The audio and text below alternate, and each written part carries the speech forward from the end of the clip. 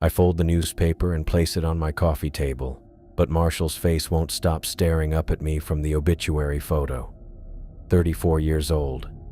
The article says he died from complications related to substance abuse, which is a polite way of saying he drank himself to death. His mom gave them a picture from high school, before everything went wrong, before that night destroyed all of us. My hands tremble as I grab my coffee mug. The liquid's gone cold, but I drink it anyway because I need something to do with my mouth besides scream. Marshall Lynch, dead at 34. I haven't thought about him in years. That's a lie. I think about him every day, but I've gotten good at shoving those thoughts aside before they can dig in. Now his obituary sits in my living room like an accusation, and I can't pretend anymore. The memories come rushing back whether I want them or not. I'm 12 again, sitting in Lloyd Peterson's basement on a Friday night in October. Lloyd's parents had driven up to his aunt's cabin for the weekend, leaving us kids alone for the first time ever. We felt so grown up, so free. Lloyd had found a six-pack of beer tucked behind his dad's workbench, and we'd each forced down half a can, trying not to wince at the bitter taste. My dad would kill me if he knew we were drinking his beer, Lloyd had said, but he was grinning when he said it. Marshall had laughed and let out a loud burp. What he doesn't know won't hurt him. That was Marshall, always pushing boundaries, always testing how much he could get away with. Even at 12, he had this magnetic confidence that made the rest of us want to follow him anywhere. His red hair stuck up in cowlicks no matter how much he tried to slick it down, and he had this crooked grin that showed up whenever he was planning something we probably shouldn't do. Phoenix Webster sat cross-legged on the basement floor, surrounded by library books and photocopied newspaper articles. He'd been researching local ghost stories for weeks, collecting them like other kids collected baseball cards. His long black hair fell across his face as he read, and every few minutes he'd look up and share some creepy detail he'd found. "Listen to this," Phoenix had said that night, holding up a yellowed newspaper clipping. "The Hartwell house on Elm Street has been empty since 1952. Mrs. Eleanor Hartwell hanged herself in the attic after her husband died in Korea. The family just walked away and left everything inside." Brody Jones pushed his glasses up his nose, a nervous habit that got worse whenever Phoenix started talking about ghosts. Why would they leave everything? "Because the house is cursed," Phoenix said matter-of-factly. "Mrs. Hartwell wasn't the first person to die there. I found records going back to the 1800s. Suicides, accidents, mysterious deaths, all connected to that house. I remember sitting on Lloyd's old couch, my legs tucked under me, feeling excited and terrified at the same time. The basement smelled like sawdust and motor oil from Mr. Peterson's workshop, and the single overhead bulb threw strange patterns on the concrete walls. Outside, October wind rattled the small basement windows. "You're making that up," Marshall had said, but his voice cracked a little. Phoenix spread out more newspaper clippings like he was dealing cards. "Am not. Look at this. 1923. A whole family found Red dead in their beds. 1934. A man shot himself in the kitchen. 1947. Twin girls drowned in the bathtub. All in the same house." "That's impossible," Brody whispered. "The neighbors say you can see lights in the attic windows at night," Phoenix continued, "and Mrs. Patterson from down the street swears she saw a woman's shadow moving around up there last month." Lloyd leaned forward, his blue eyes going wide. "No way." "Way. And get this, every single person who died in that house was found with their eyes wide open, like they'd seen something so terrifying it literally scared them to death." I felt goosebumps rise on my arms. "Stop it, Phoenix. You're freaking me out." But Marshall had gotten up, puffing out his chest the way he did when he wanted to prove how brave he was. "I'm not scared of some stupid ghost story." "Neither am I," Lloyd said quickly. "Me neither," Brody added, though his voice was barely above a whisper. Phoenix looked at each of us in turn, his dark eyes serious. "Then let's go check it out." The suggestion hung in the air like smoke. I remember my stomach dropping, that mix of terror and excitement that comes when someone dares you to do something you absolutely shouldn't do. "You mean actually go to the house?" I asked. "Tonight," Phoenix said. "It's only 6 blocks away. We could walk there through the old cemetery, check it out, and be back before midnight." Marshall's smile spread across his face. "I'm in." "Me too," Lloyd said. Brody nodded reluctantly. "If everyone else is going."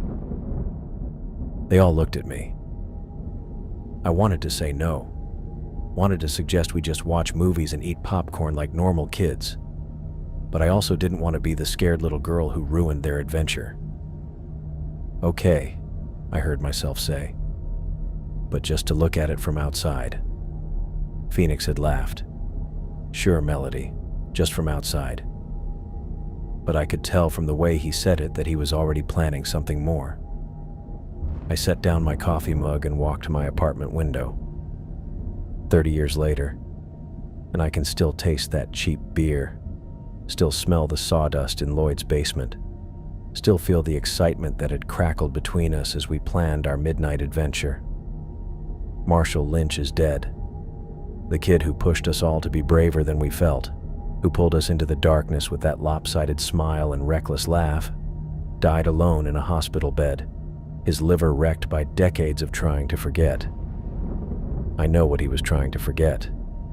The same thing I've been running from for 30 years. The same thing that'll keep me staring at the ceiling tonight, just like it has every night since we were 12 years old and believed nothing could touch us. I pick up the newspaper again and stare at Marshall's young face in the obituary photo. "I'm sorry," I whisper to the empty room.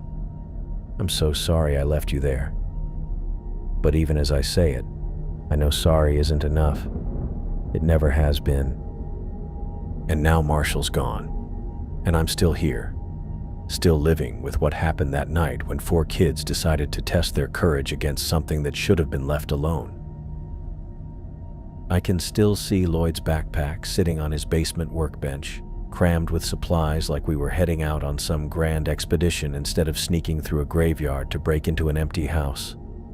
He'd packed everything with the serious focus of a kid who'd watched too many adventure movies. 3 flashlights with extra batteries, a coil of rope he'd snagged from his dad's garage, and that hunting knife with the bone handle that made us all feel dangerous and grown up.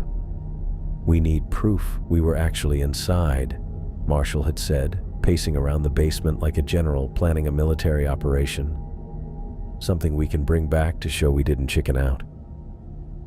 Phoenix looked up from his hand-drawn map. "Like what?" "I don't know. A plate or something. Maybe one of those old photographs." Brody pushed his glasses up his nose. "Isn't that stealing?" "It's not stealing if nobody owns it anymore," Marshall shot back. "The house has been empty for 40 years. Everything inside is just junk." But I could tell from the way his voice cracked that he was more nervous than he let on. We all were. The beer had worn off, leaving us jittery and second-guessing ourselves, but nobody wanted to be the first to chicken out. Lloyd had grabbed a bottle of whiskey from behind his dad's paint cans, something brown and expensive looking that we definitely shouldn't have been touching. "Liquid courage," he'd said, unscrewing the cap and taking a small sip that made him cough and wince. "Your dad's going to kill you," I said. "Only if he finds out." Lloyd passed the bottle to Marshall, who took a bigger gulp and managed not to make a face, though his eyes watered. The whiskey burned my throat when my turn came, tasting like fire and regret. But it did make me feel braver, or at least more reckless, which probably amounted to the same thing when you're 12 years old and planning to break into a haunted house. Phoenix had spread his napkin map on the workbench, weighing down the corners with screwdrivers. We go out through the basement door, across the Hendersons' yard, then through the gap in the cemetery fence behind the maintenance shed. The old section is here, he pointed, and the oak tree marks the boundary with the Hartwell property. How do you know about the gap in the fence? Brody asked. I've been planning this for weeks, Phoenix said matter-of-factly. I scouted the whole route last Sunday after church. That should have been our first red flag. Phoenix had been planning this trip way before he even told us about it. But at 12, we figured being prepared just meant he was smart, not that he might be totally obsessed. Lloyd threw his backpack over his shoulder and glanced at his watch. 11:45. We better head out if we want to make it there by midnight. Why midnight? I asked, though I wasn't sure I wanted to know the answer. Because that's when the veil between worlds is thinnest, Phoenix said in that serious way he had when he was quoting something he'd read. Midnight is when spirits are most active. Marshall laughed, but it came out strained. Ghosts aren't real, Phoenix. We're just gonna check out some old house. Then why are you so nervous? Phoenix shot back. I'm not nervous. Your hands are shaking. Marshall shoved his hands in his pockets. It's freezing down here. But it wasn't freezing. If anything, the basement felt hot and stuffy from the 5 of us crowded together, breathing hard and passing around stolen whiskey like we were pirates planning a raid. I remember glancing around at my 4 best friends and feeling this strange mix of love and terror. We'd been tight since 2nd grade, when Phoenix had moved to town, and Marshall had decided we needed to include the quiet new kid in our group. Lloyd had been the first to offer Phoenix half his sandwich at lunch. Brody had helped him with math homework. I'd shared my colored pencils during art class. Now here we were, 5 years later, about to do something that felt way more serious than any of our previous adventures. We'd built forts in the woods, explored the old quarry, even snuck into the high school football games without paying. But this was different. This felt like crossing a line we couldn't uncross. Last chance to back out, Marshall said, but he was looking directly at me when he said it. I wanted to say yes. Wanted to suggest we just watch scary movies and eat popcorn instead. But I also didn't want to be the scared little girl who ruined their big adventure. And there was something else, a strange curiosity that had been building all evening. What if Phoenix was right? What if there really was something supernatural in that house? I'm in, I heard myself say. Lloyd turned off the basement lights, and we climbed the stairs in darkness, our flashlights creating dancing circles on the walls. The house above us was quiet. His parents wouldn't be back until Sunday afternoon, giving us plenty of time for our midnight expedition.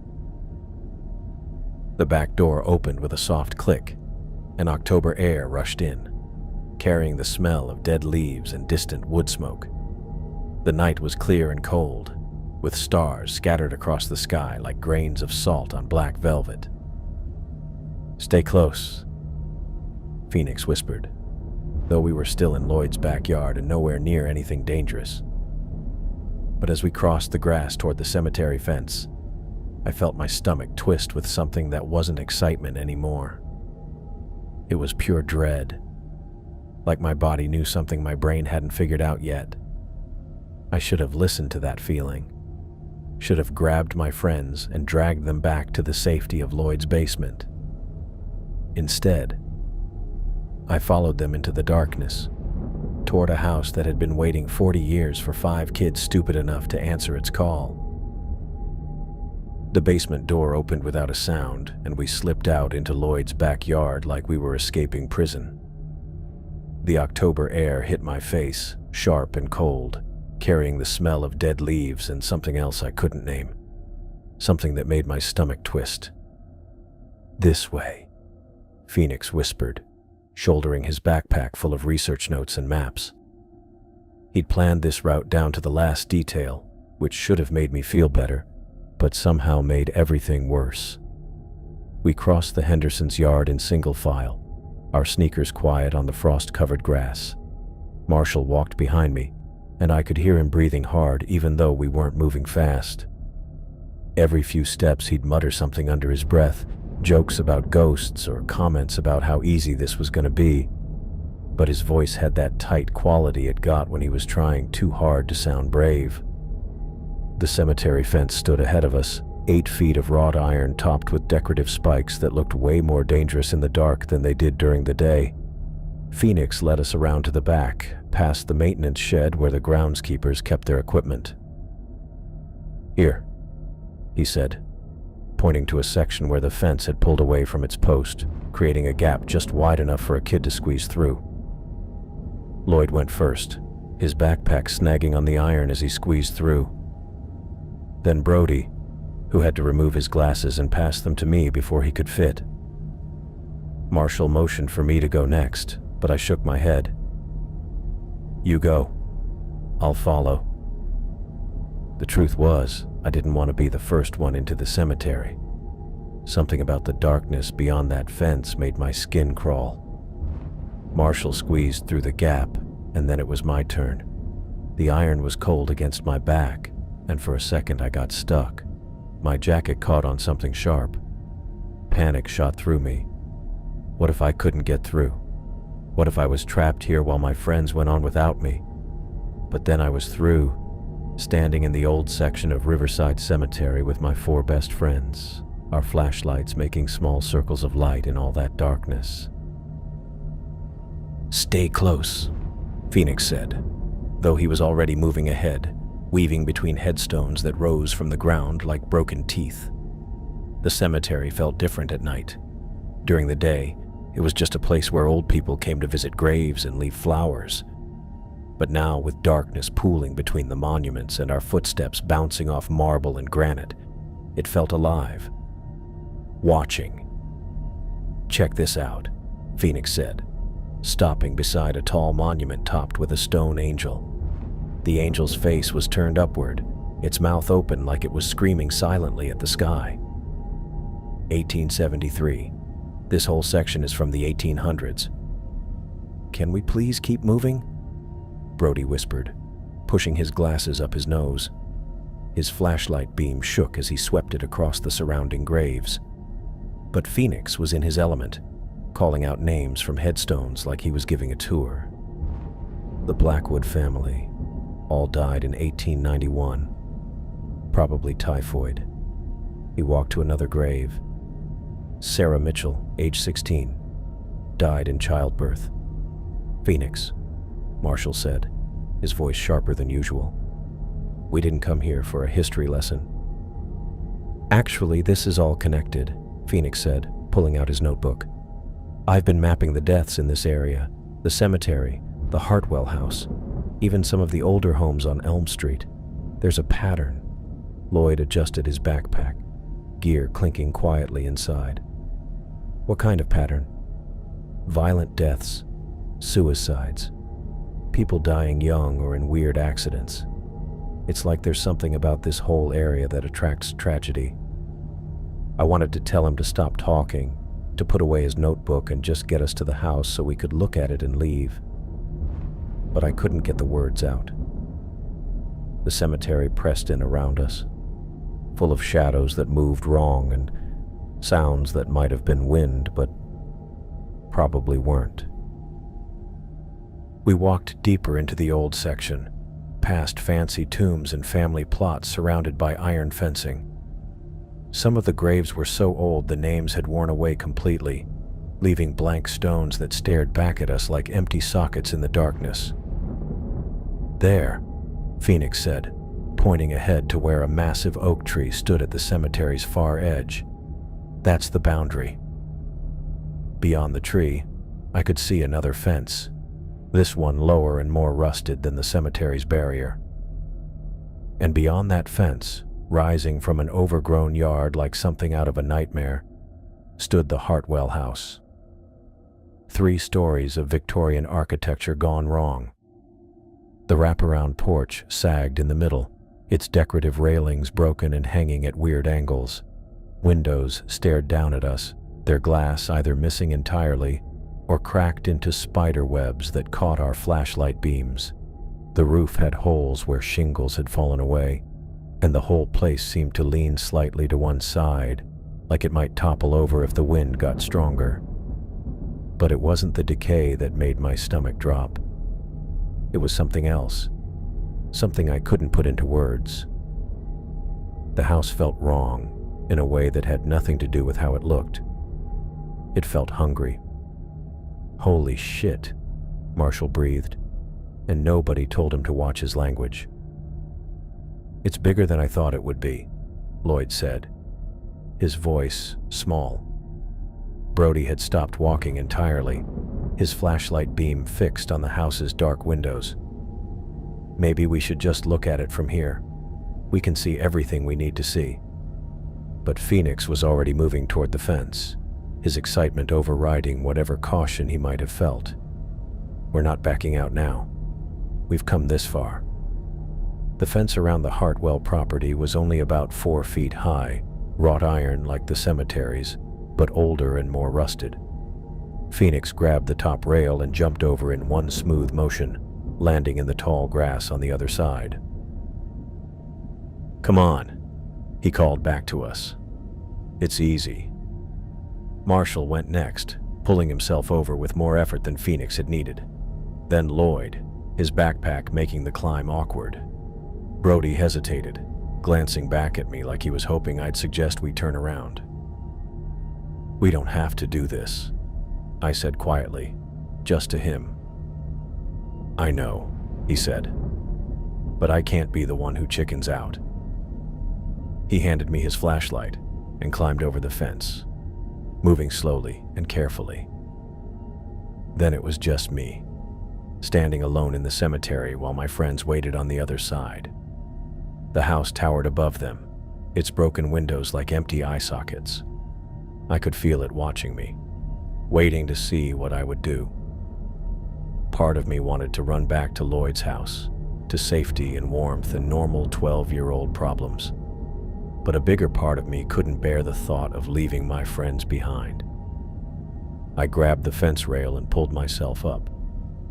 The iron was so cold it stung my palms, and for a second I balanced there, one leg on each side, looking down at the Hartwell property. The grass was knee-high and dead, full of weeds and junk that had blown in over the years. A stone path led from the fence to the house's front porch, but it was cracked and overgrown, barely visible in the darkness. And everywhere, scattered across the yard like broken promises, were pieces of what had once been a garden, rusted trellises, the skeleton of a gazebo, flower beds that had turned into patches of thorny wilderness. I swung my other leg over and dropped down into the grass. The moment my feet touched the Hartwell property, something changed. The air got thicker, harder to breathe. The temperature dropped so fast I could see my breath. And underneath it all, so quiet I almost missed it, was a sound like whispering. "You okay?" Marshall asked, but his voice seemed to come from very far away. I nodded, not trusting myself to speak, because I wasn't okay. Every instinct I had was screaming at me to climb back over that fence and run. But my friends were already walking toward the house, their flashlight beams dancing across the broken porch steps and sagging roof. I followed them through the dead grass, each step feeling like I was walking deeper into something I'd never be able to escape. The house got bigger as we got closer, its dark windows throwing our lights back at us like mirrors. Up close, I could see details that made everything worse. Scratches in the wood siding that looked almost like claw marks, shutters hanging by single hinges, and a front door that stood slightly open, showing nothing but blackness beyond. "The side door," Phoenix said, consulting his notebook. "That's how we get in. The front porch is too dangerous." He led us around the side of the house, past windows so dirty we couldn't see through them, and a cellar door that had been chained shut. The side door hung crooked on its hinges, the wood around the frame rotted and splintered. And it was open. Not wide, just a few inches, but enough to show us the darkness waiting inside. "Ladies first," Marshall said, but his attempt at humor fell flat. His voice cracked on the words, and I could see his hands shaking in the flashlight beam. Phoenix stepped forward and pushed the door wider. It opened with a long, drawn-out creak that seemed to carry through the entire house. And with it came a smell that made all of us step back. Decades of dust and mold and something else. Something sweet and rotten that reminded me of the dead possum we'd found behind the school last spring. "Jesus," Lloyd whispered, covering his nose with his sleeve. Brody aimed his flashlight through the doorway, showing a narrow hallway lined with peeling wallpaper. The beam looked weak and useless against the darkness, as if the house was eating up the light. "We don't have to go in," I said, one last desperate attempt to save us all. "We've seen it. We can tell everyone we went inside." But Marshall was already stepping through the doorway, his flashlight beam vanishing into the hallway. "Come on," he called back to us.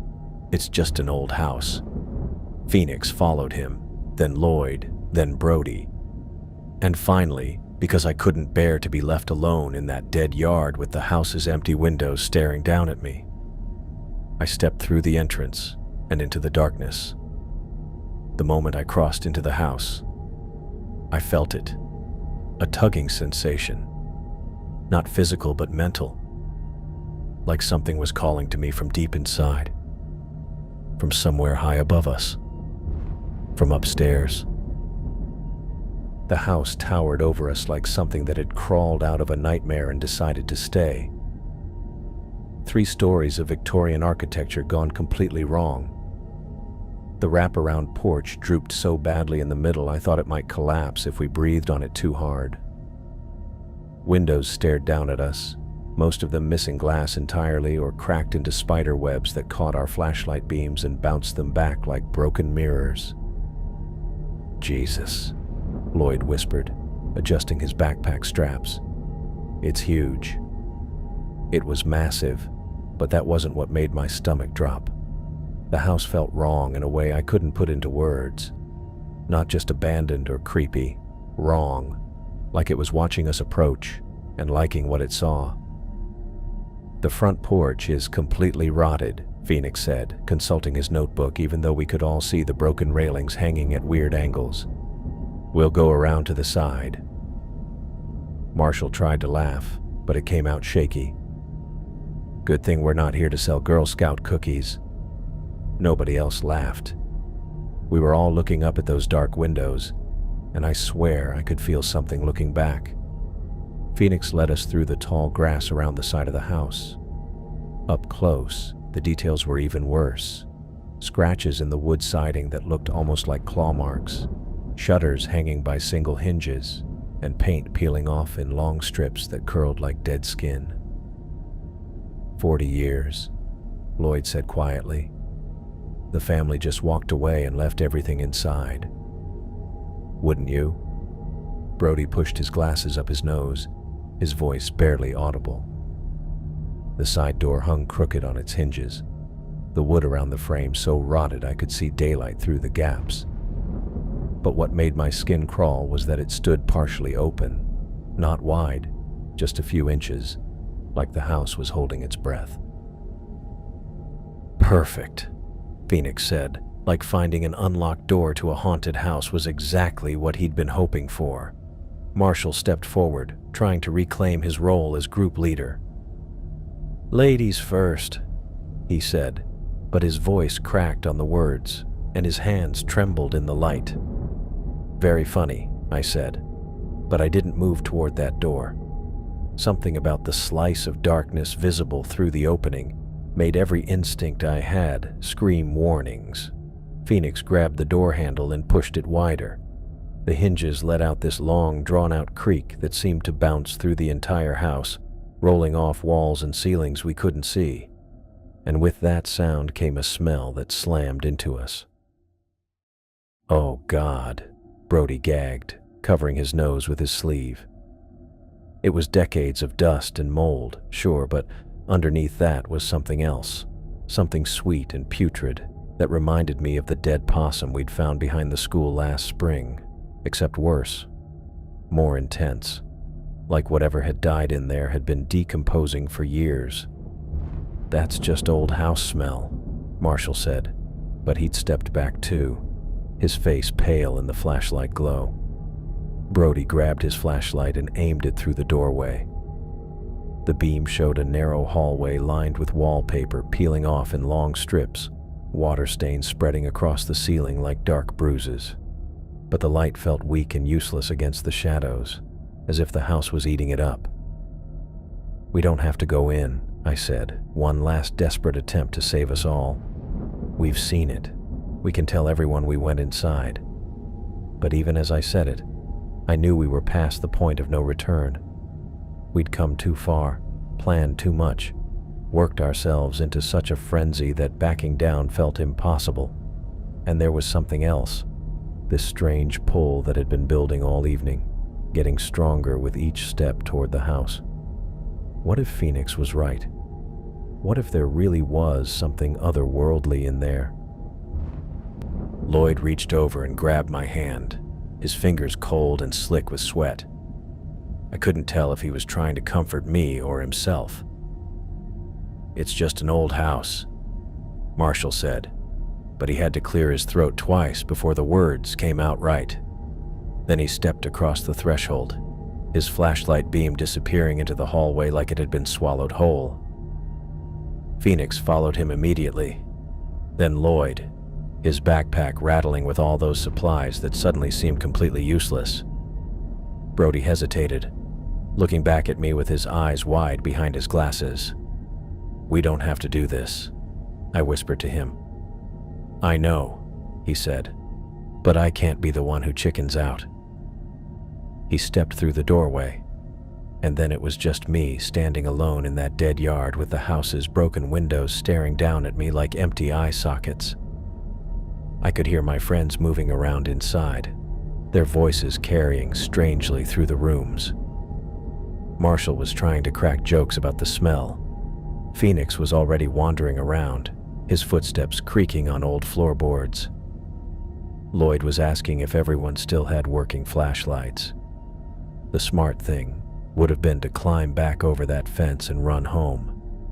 Call my parents. Tell them where my friends were. Let the adults handle whatever was happening.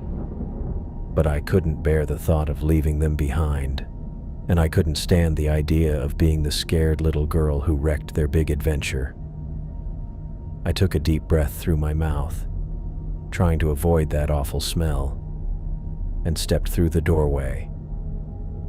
The moment my foot touched the floor inside the Hartwell house, everything changed.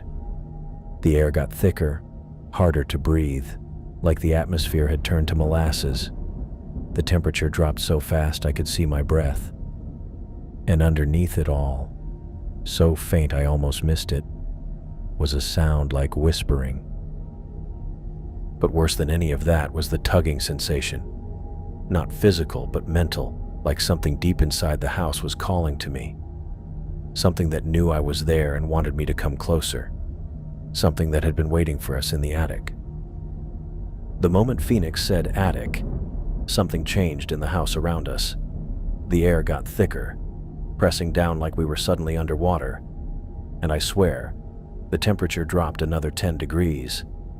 My breath came out in visible puffs now, which should have been crazy since it wasn't that cold outside. "There," Phoenix said, pointing his flashlight beam toward the ceiling above the main staircase. "You can see where the attic stairs start." I followed his light and spotted what he was pointing at.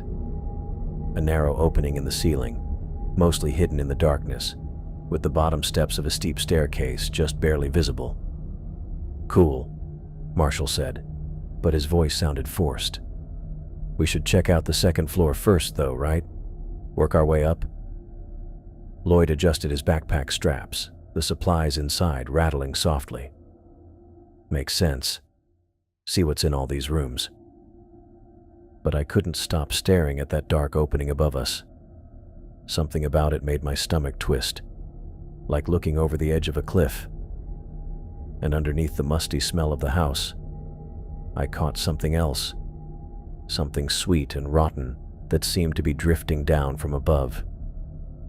The newspapers in the kitchen are from October 1952, Lloyd said, trying to fill the silence. Right before Mrs. Hartwell died. There's still food in the pantry, all moldy and gross. Brody pushed his glasses up his nose. They really did just leave everything. Not left, Phoenix corrected, consulting his notebook even though he probably had every detail memorized by now. Mrs. Hartwell killed herself in the attic. The family couldn't bear to come back for their things. Can we please stop talking about people dying in here? I said, but my voice came out smaller than I intended. Marshall laughed, but it sounded hollow in the thick air. Come on, it's just history. Really old history. We started up the main staircase, our footsteps making a chorus of creaks and groans that bounced off the walls. Family portraits lined the stairway. Old photographs in heavy frames showing stern-faced people in Victorian clothing. Their eyes seemed to follow us as we climbed, and I found myself looking away from them, focusing instead on the worn carpet runner beneath our feet.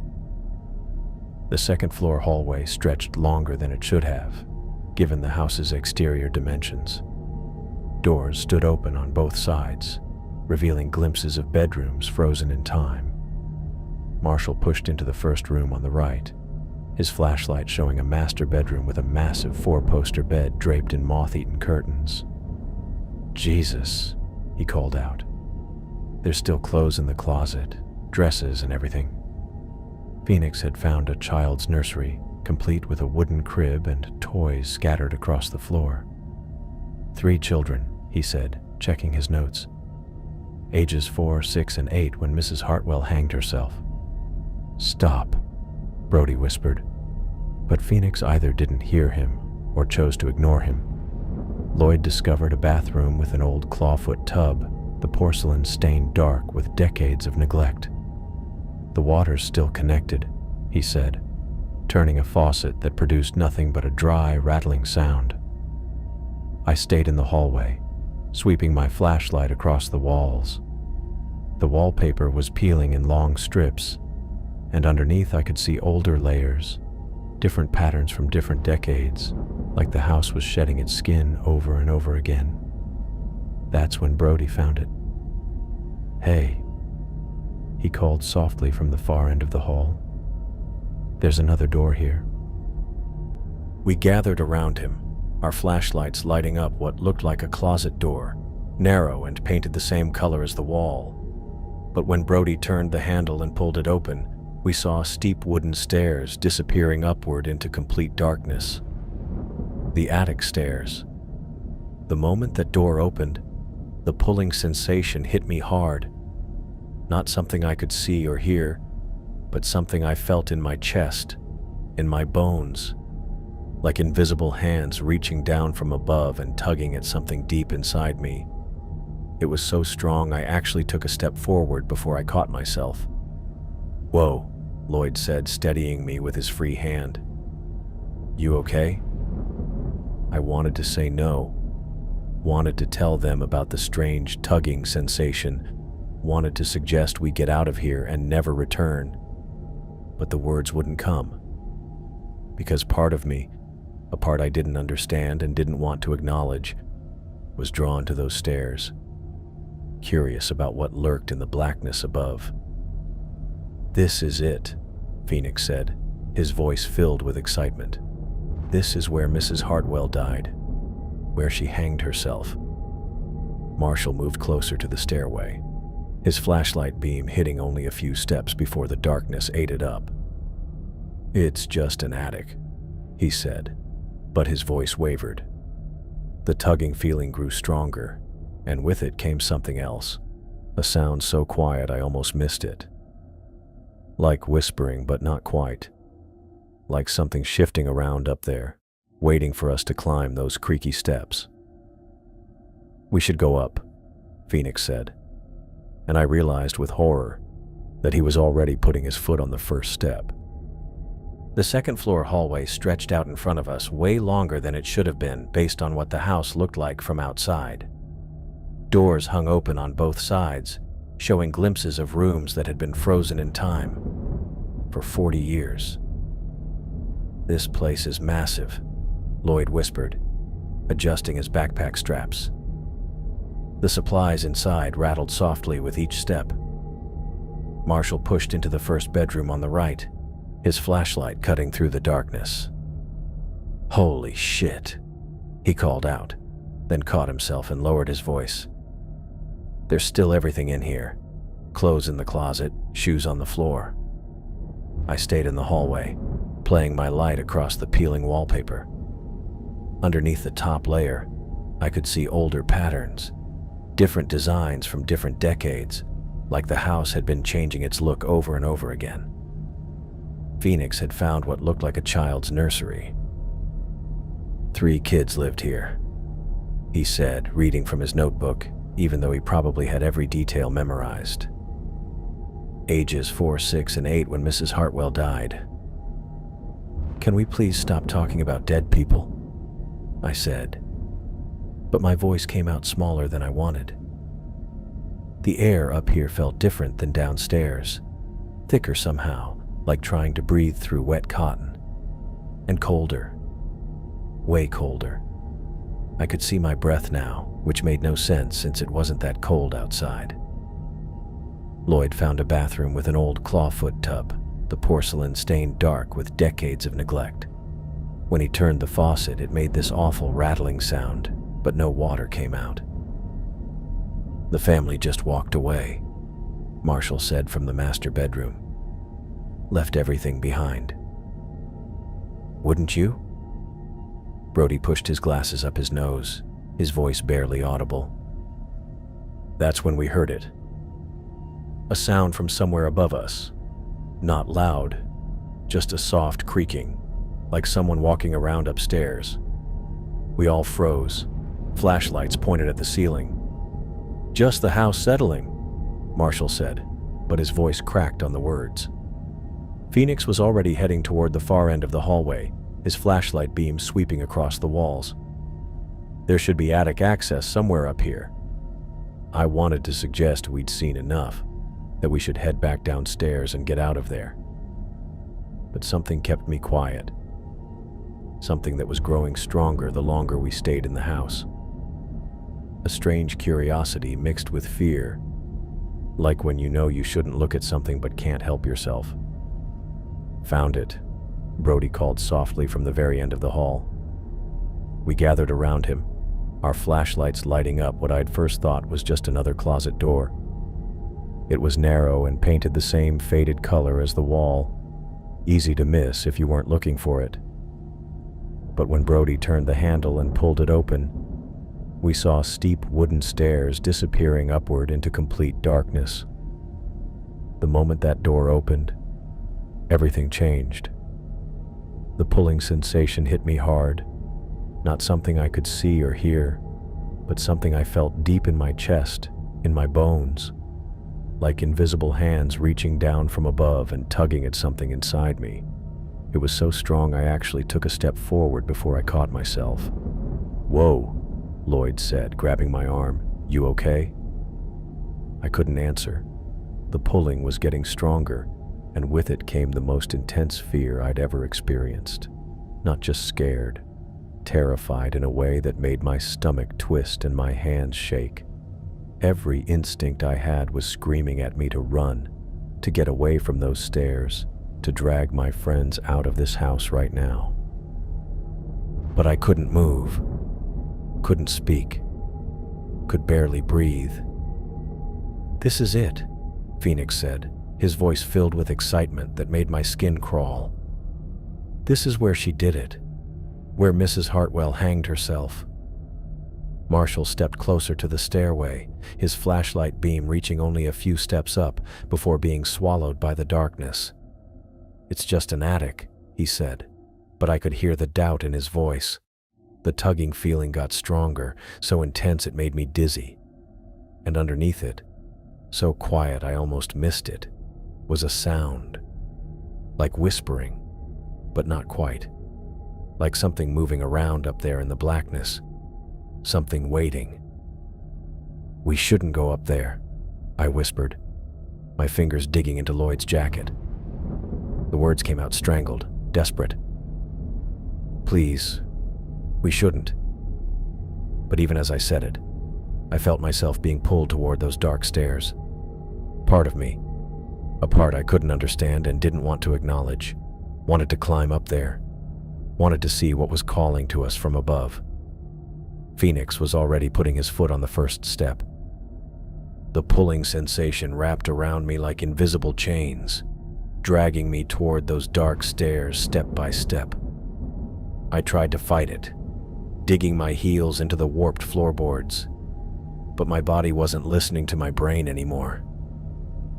"Don't," I whispered, but the word came out strangled. "Please don't go up there." Marshall was already 3 steps up, his flashlight beam swaying as he climbed. "It's fine," he called back, but his voice sounded weird, flat and distant, like he was talking in his sleep. Phoenix followed right behind him, then Lloyd with his rattling backpack. The wooden stairs made awful sounds under their weight, each creak bouncing through the house like a warning. That's when the terror hit me. Not just scared. This was something else entirely. Pure animal panic that started in my stomach and spread through my whole body like poison. My hand started shaking so hard I dropped my flashlight.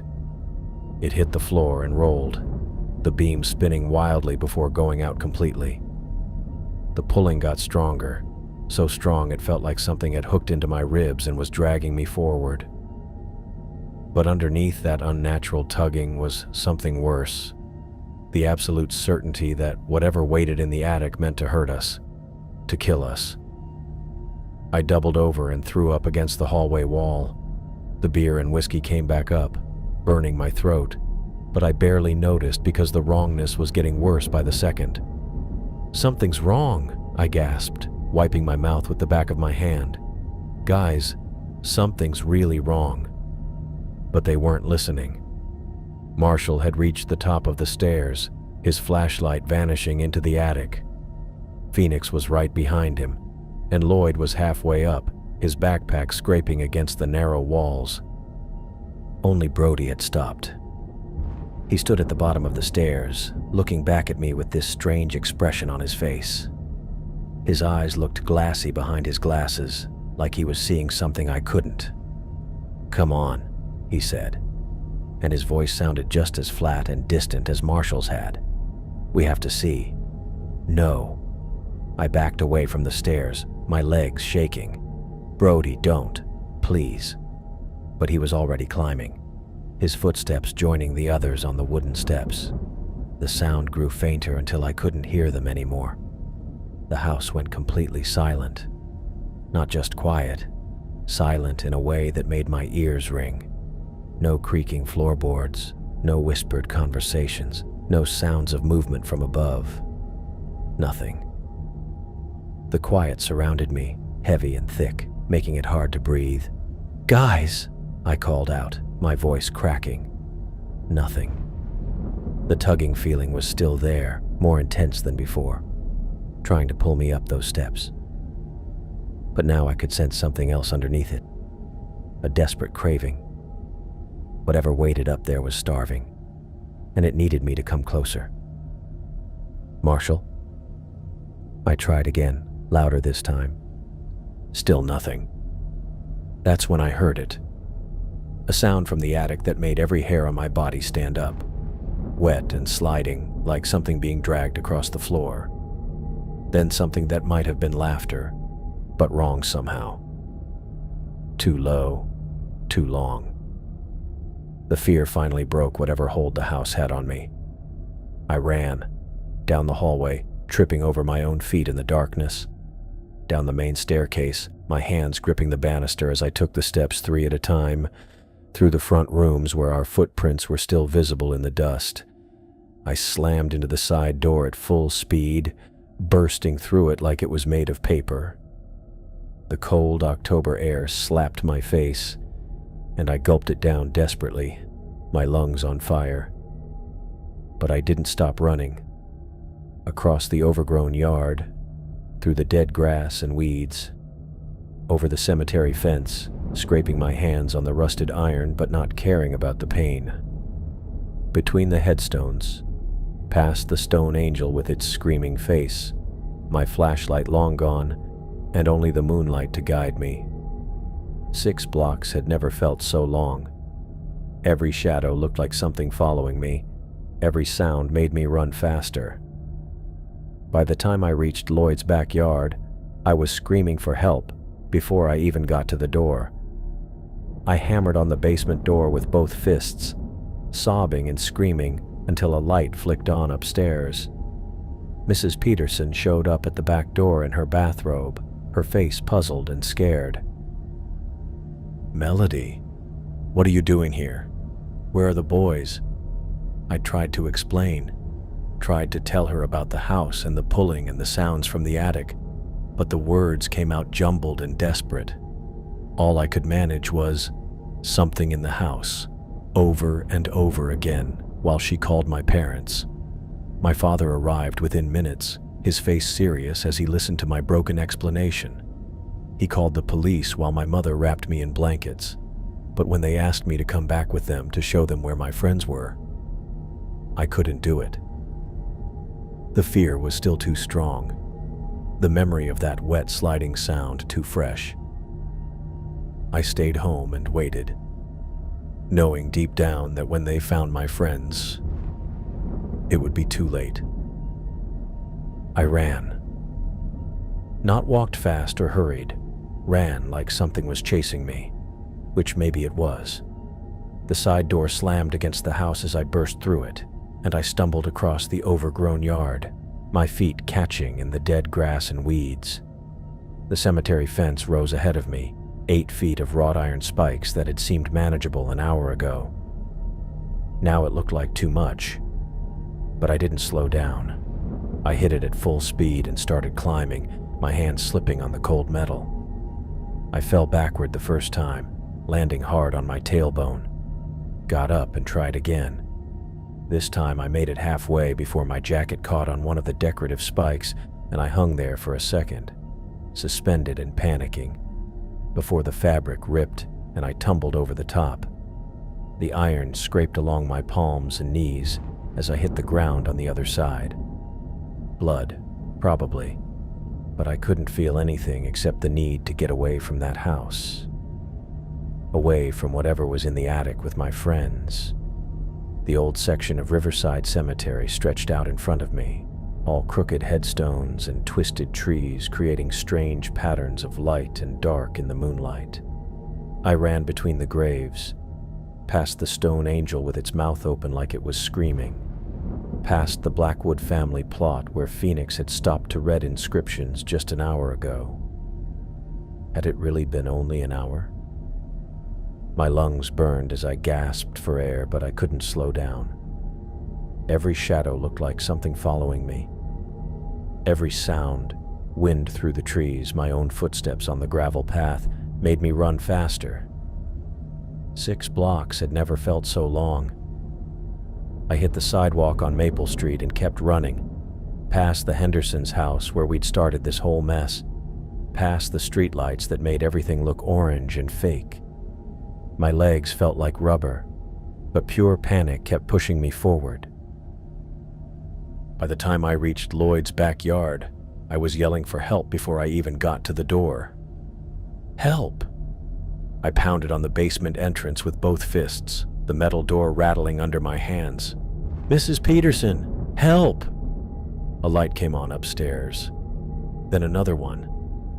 I kept pounding and yelling until the back door opened and Mrs. Peterson appeared in her bathrobe, her hair in curlers and her face confused. "Melody? What in the world? She looked around the empty yard. Where are the boys? I tried to answer, but all that came out was a choked sob. She was supposed to be at her sister's cabin until Sunday. She shouldn't be here. The house, I managed to gasp out between gulps of air. Something in the house. Mrs. Peterson's face went pale. She stepped outside, glancing around like she expected to see Marshall and Lloyd and the others hiding behind the garage. What house? Melody, where are they? The Hartwell house. The words felt like broken glass in my throat. We went to the Hartwell house and something... I doubled over, my stomach cramping. They're still there. They won't come down. Mrs. Peterson grabbed my shoulders, her fingers digging in through my jacket. You went where? Melody, what are you talking about? But I couldn't explain. Couldn't make her understand about the pulling sensation, or the sounds from the attic, or the way the air had gotten thick and wrong. All I could do was cry and shake while she walked me inside and called my parents. My father's car turned into the driveway 7 minutes later. I know because I watched the kitchen clock the whole time, the second hand moving so slowly it felt broken. Mrs. Peterson had wrapped me in one of Lloyd's blankets and made me sit at the kitchen table. But I couldn't stop trembling. Dad came through the back door still wearing his pajamas under his coat, his hair sticking up on one side. Mom was right behind him in her robe and slippers, her face pale with worry. Where are they? Dad asked, kneeling down next to my chair. His voice was calm, but I could see the fear in his eyes. Melody, where are your friends? The attic, I whispered. They went up to the attic and they won't come down. What attic? What house? The Hartwell house on Elm Street. Mrs. Peterson answered for me, her voice shaky. She says they went to the old Hartwell place. Dad's face went gray. He knew that house, knew the stories. Everyone in town did. He stood up and walked to Mrs. Peterson's phone, dialing 911 with steady fingers. This is Robert Parker, he said when someone answered. I need police and paramedics at the old Hartwell house on Elm Street. 4 children are gone inside. Gone. Not trapped, not hurt. Gone. Mom sat down next to me and pulled me against her side, her hand stroking my hair. It's okay, baby, she whispered. Daddy's going to find them. But I knew he wouldn't. Not alive anyway.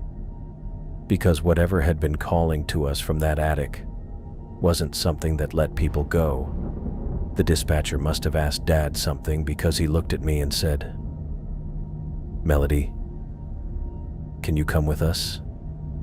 Show the police exactly where? No. The word came out louder than I meant it to, sharp and desperate. I can't go back there. Honey, we need to know. No. I pulled away from Mom and back toward the kitchen door. I can't. Please don't make me. The terror was still too raw, too recent. Just thinking about those narrow stairs made my stomach churn. I could still sense that tugging feeling, like unseen hands stretching across the space between here and there, trying to pull me back. Dad stared at me for a long moment, then nodded. Okay, you stay here with Mom. But I could see it in his expression, the same look Mrs. Peterson had when I'd tried to explain what happened. They thought I was in shock, that I was mixed up or imagining things. They didn't get it. Some things were worse than being lost. Some things were worse than getting hurt. And whatever was waiting in the Hartwell house attic was the worst thing of all. The kitchen clock ticked so loudly it sounded like a hammer hitting wood. Each second dragged on while I sat at our kitchen table, wrapped in the quilt Mom had pulled from the linen closet. She'd made me hot chocolate, but it sat there untouched, a skin forming on top as it cooled. Drink something, sweetheart, Mom said, her voice tight with worry. She kept moving around the kitchen, wiping counters that were already clean, rearranging the salt and pepper shakers, checking the clock every 30 seconds like that would make Dad come home faster. I couldn't drink anything. My stomach felt like it was full of broken glass, and every time I closed my eyes, I saw those narrow wooden stairs disappearing into darkness.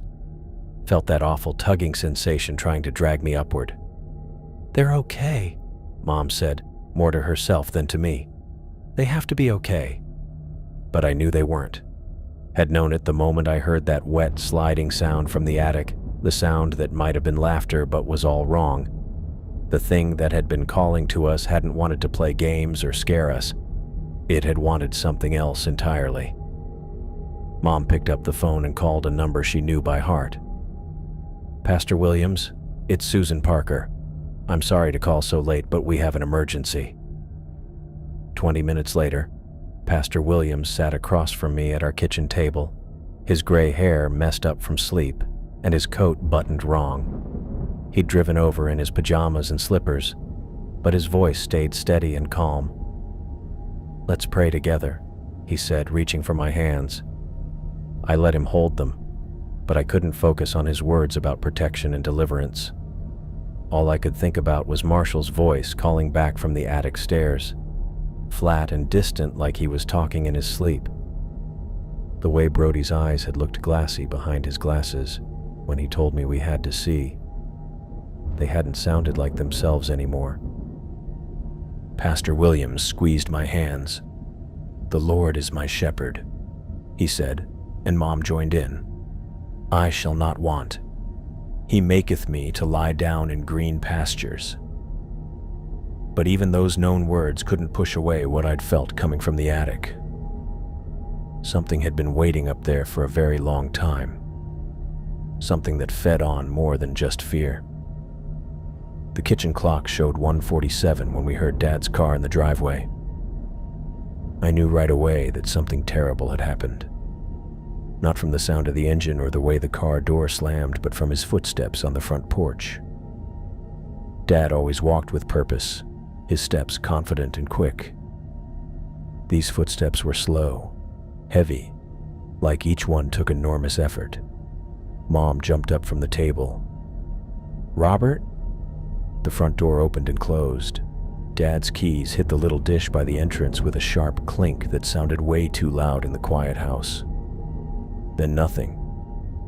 For a long moment. Like he was standing in the hallway trying to figure out what to do next. When he finally appeared in the kitchen doorway, I'd never seen him look so old. His face was gray, his hair messed up, and his hands shook as he pulled off his coat. There were dark stains on his shirt that I didn't want to think about. "Robert?" Mom's voice came out as a whisper. Dad looked at her, then at Pastor Williams, then at me.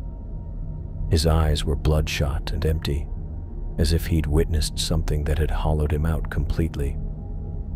"They're gone," he said quietly, thinking I couldn't hear from across the kitchen. But I heard it all. "All of them?" Mom's hand flew to her mouth. Dad nodded, dropping into the chair next to Pastor Williams. "The police found them in the attic. They're all..." He stopped, looking at me again.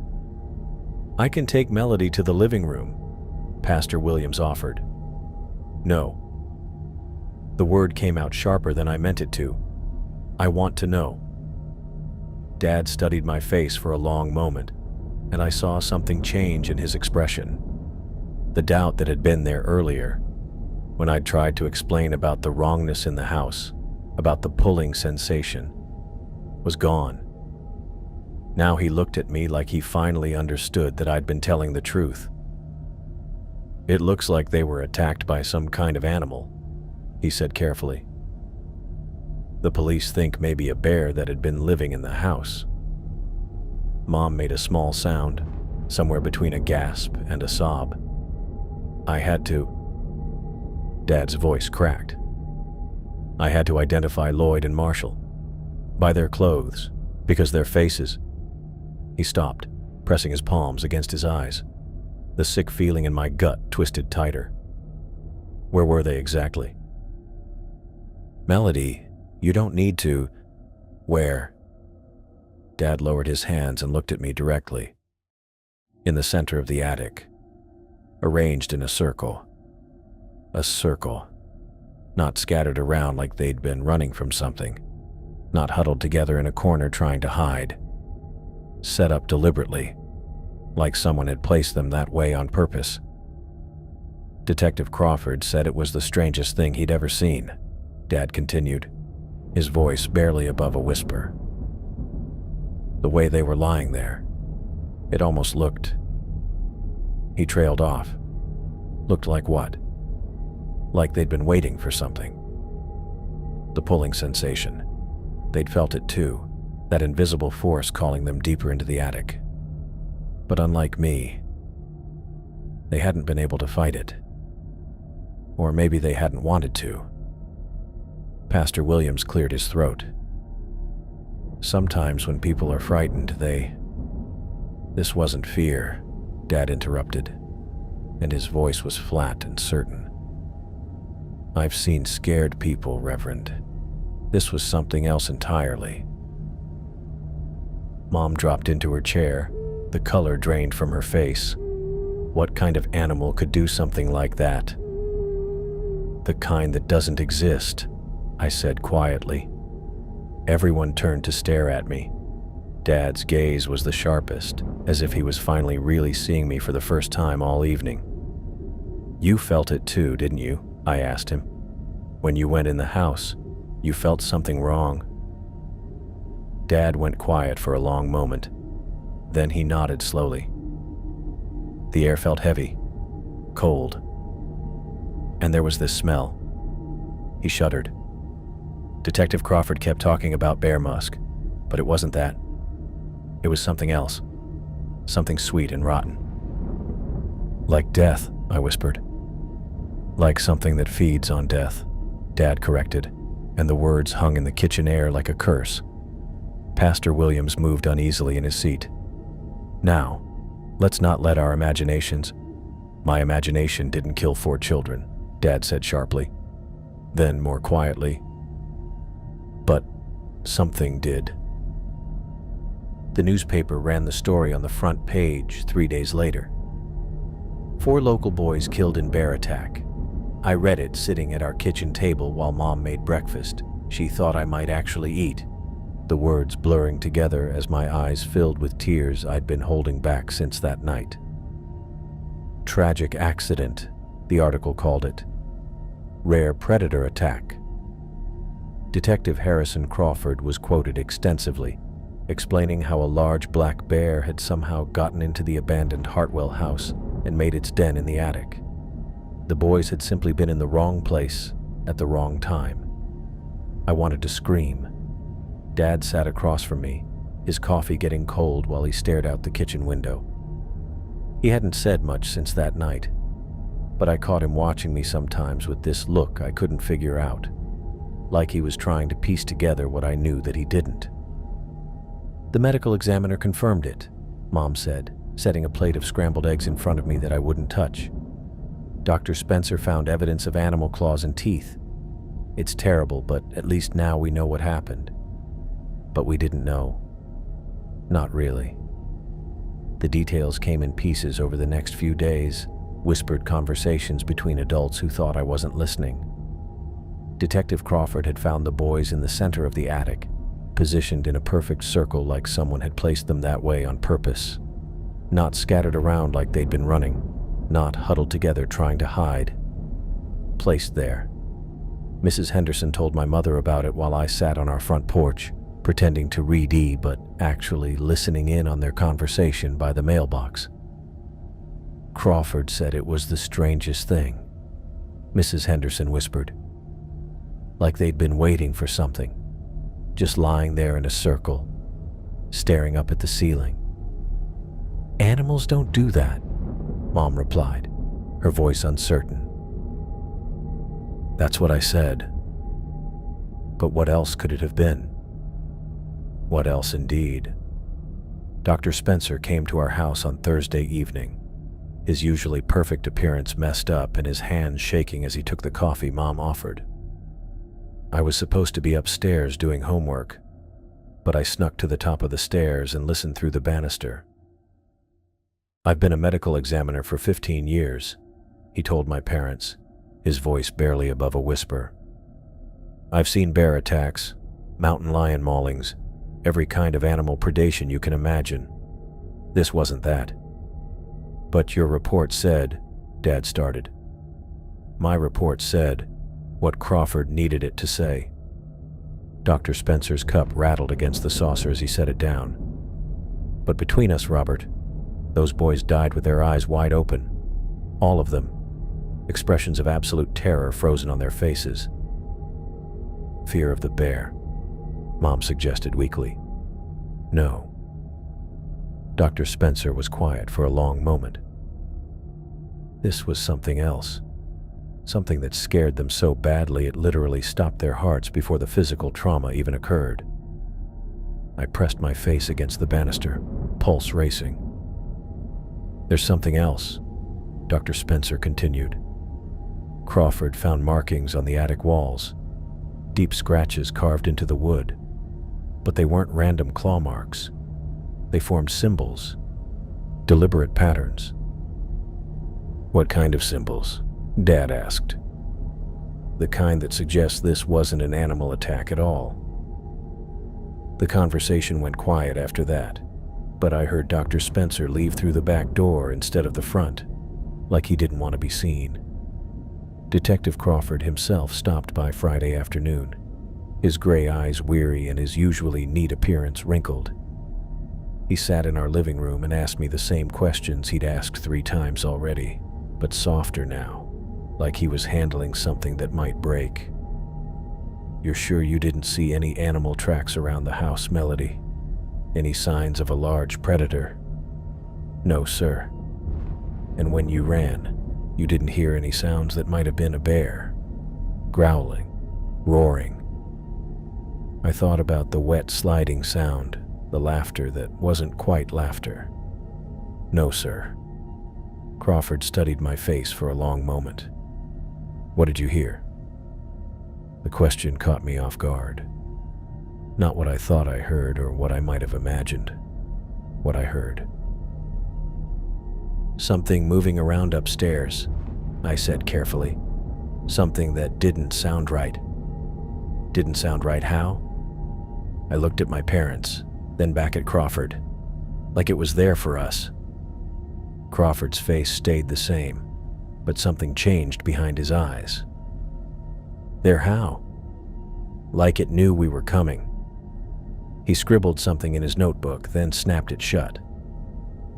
"The house gets torn down next week," he said, getting to his feet. "City council voted it through. Too risky to keep it around."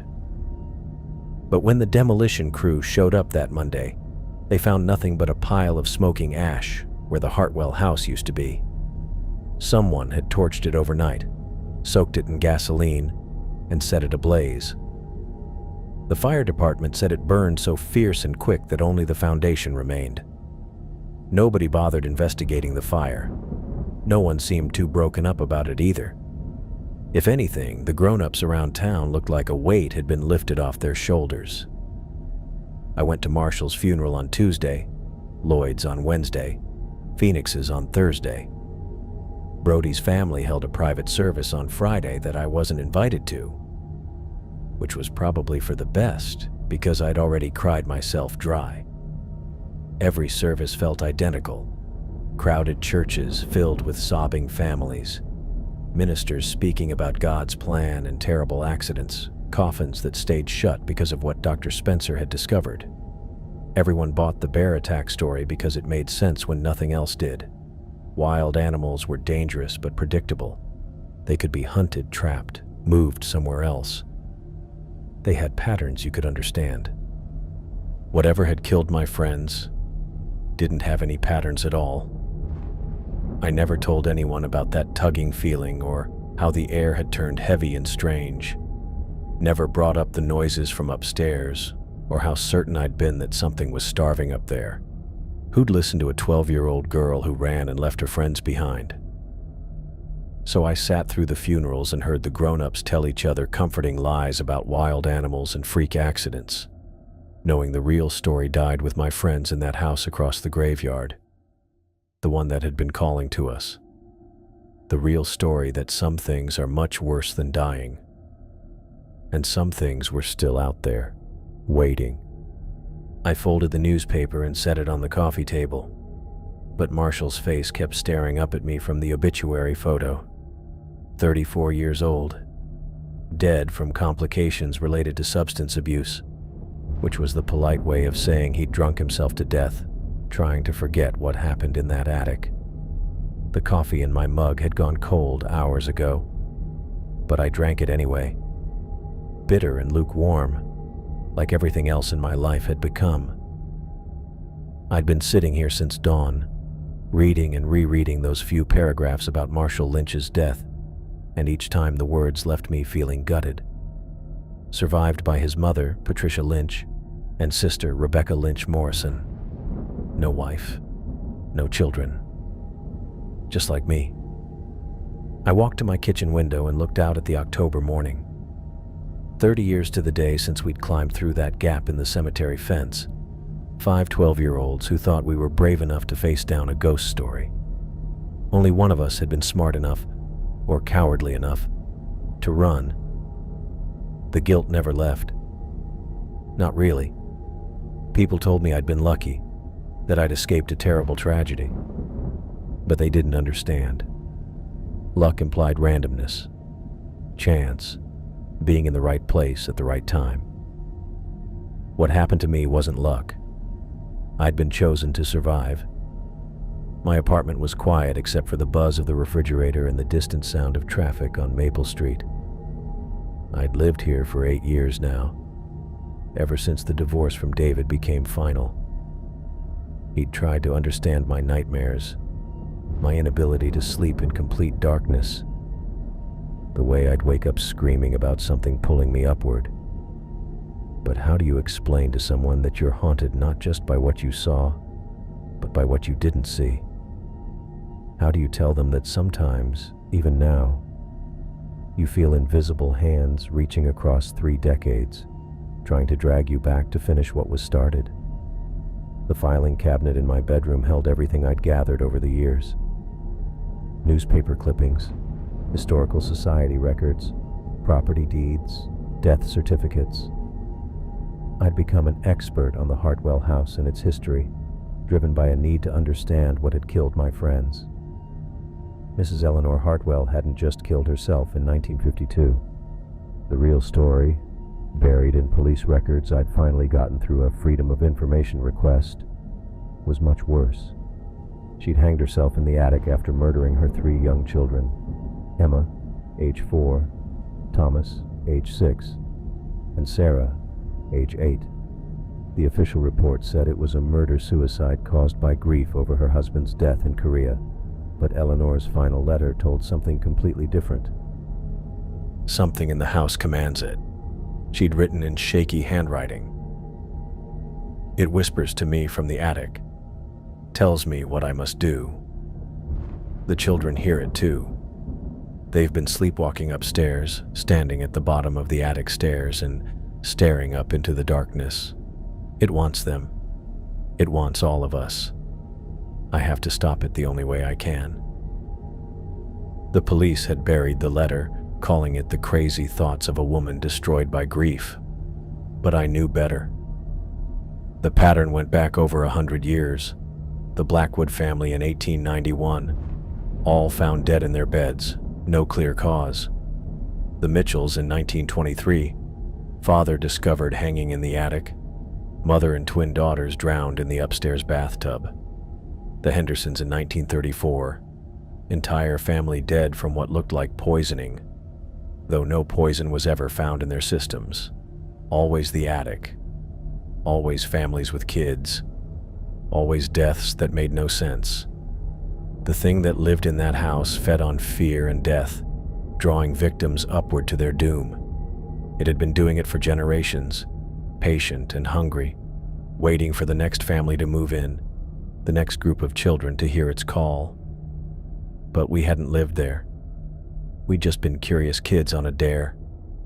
I understood now why I'd been spared, not because I was special or deserving or braver than my friends. I'd been allowed to escape because my survival served a purpose.